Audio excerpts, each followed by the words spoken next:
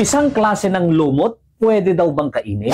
Yes, pwede pong kainin sa pamamagitan po ng spirulina. Alam nyo guys, ang spirulina, ito po ay blue-green algae or lumot na kung saan ito po ay superfood. Kasi napakarami pong vitamins and minerals ito pong lumot na ito. Ito po yung pagkain ng mga astronauts, di ba? May kinakain sila, spirulina po yun. Ang maganda kasi na spirulina, mayaman po siya sa protein at marami po siyang vitamins and minerals na kung saan alkaline food po ito. Kung acidic po kayo, maganda po ang spirulina. So ito po yung magiging protection natin para hindi rin ho tayo magkasakit, yung spirulina. So yung spirulina po na ito, this is 100 capsules na po yan. Capsules po ito para hindi nyo po siya malasahan.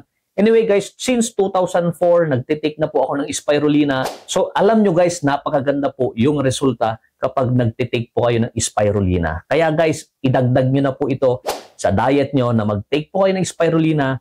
This is good for our overall health. Kung hindi nyo pa nasusubukan, try nyo siya. So nandyan po yan sa yellow basket. Ilalagay ko po dyan habang merong pang stock. And guys, this is FDA approved. So kung interesado po kayo, ilalagay ko po dyan sa yellow basket. Thanks for watching and see you on my next video. Thanks and bye-bye.